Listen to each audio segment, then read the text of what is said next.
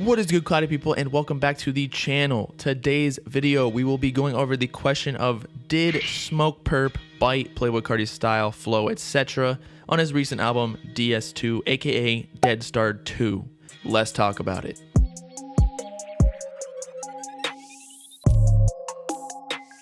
If you didn't already know, this past Friday, Smokepurpp dropped his long-anticipated album, DS2, and I have to admit, it surpassed my expectations, so make sure to check it out if you were on the fence of actually listening to it. That's exactly how I was.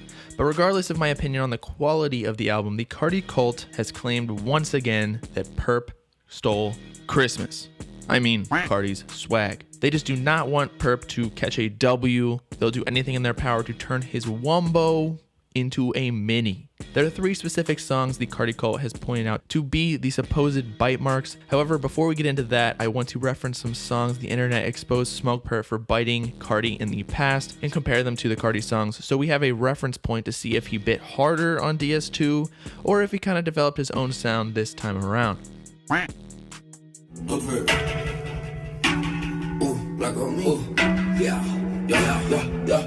Yeah. Kicking off a couple beans. Block on me with a beat.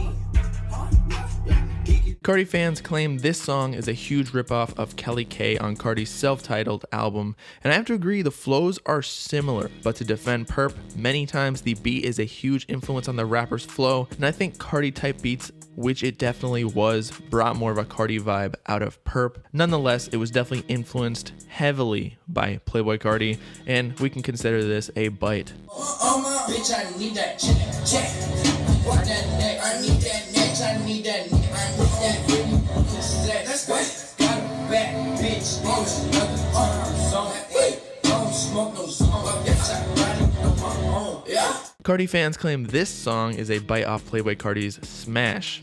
Again, very similar, but also another instance of similar beat style with the slow drawn out synths in the back that provokes a certain style that I think many of us might even have if we even freestyled over the beat. I already know I'm pissing all the Carti fans off by defending Purpp, but I'm really just trying to be unbiased here. I don't know if we should consider this a bite considering the beat was so similar, provoking a similar flow to Carti, which was super simple, and again, many of us would do if we freestyled over the beat, which is how most of those artists record. But now let's get into the DS2 songs, why y'all are all here.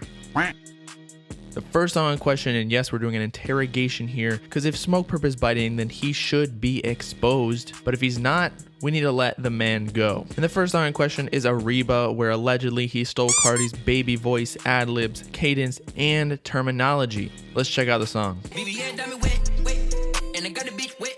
To be honest with you, the whole time I was waiting for the baby voice to come out because I really just could not hear it. Of course, he's using a higher pitched voice, but that's totally normal and just a result of Purpp trying to go more pop. Whereas as you become a bigger artist, you need to start expanding into more melodic type music to hit a broader audience and start straying away from your trap-like style that you started with, which only hits a niche audience on SoundCloud. Also, I want to point out that Carti fans are getting too possessive over certain sounds. It is actually a proven fact that Carti did not invent the baby voice. He just popularized it. In fact, he stole it from Uno the Activist, who he used to roll with back in the day. So claiming someone stole the baby voice from Carti is like saying Samsung stole the smartphone idea from Apple with the iPhone, where Apple didn't even create the first smartphone. I think it was Droid. They just popularized it and perfected it, which I believe Carti has done with the baby voice. But on the other hand, I can totally hear the copied ad-libs and cadences wherein Purpp has the short 5 to 7 syllable bars followed by yeah in the exact same pronunciation as Carti is known for. Purpp also uses slat as one of the ad-libs in this flow, which for some reason Carti fans have also given ownership of the word to Carti, whereas in reality,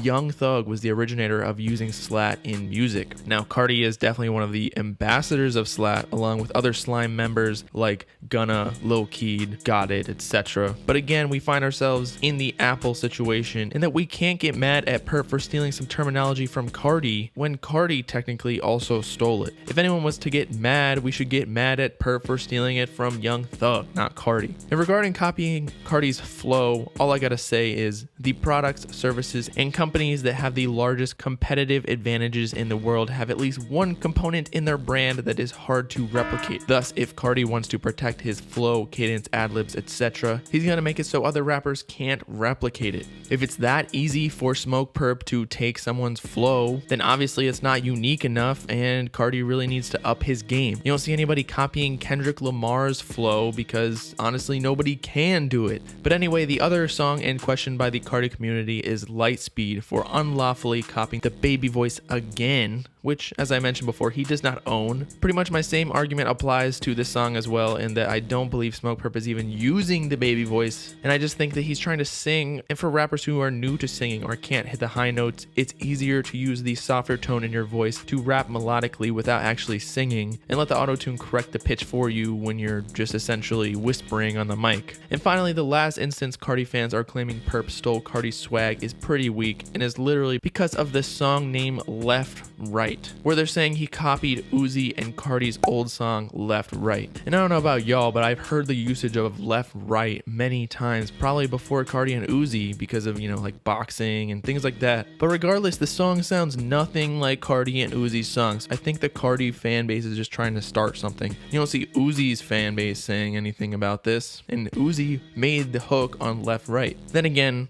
a lot of Carti fans are Uzi fans because they're like a dynamic duo, but you get the point. The issue with super fandom of artists is becoming too possessive, and they essentially create a competition for no reason. I know my mom is like super obsessed with Carrie Underwood, the country singer, and she starts like beefing with Taylor Swift fans for no reason when Carrie Underwood does not give a crap what Taylor Swift is doing. They're probably friends behind the scenes. And just like any conspiracy on this planet, a line can be drawn out of any similarity between artists or their songs to conclude somebody copied somebody else, where creating music and artistry in general is the sum of taking influences from other people and things around you and mashing them together in how you perceive things or how you want to make things. So nothing on this planet is original. You're taking from other people. No matter what you think you're doing, you got the idea from somebody else. And with that concludes the video on if Smokepurpp bit Playboi Carti on his recent album DS2. Let me know in the comments if you agree or disagree with me and why. I want some actual arguments and evidence if you're gonna do so. Make sure to like and subscribe while you're at it.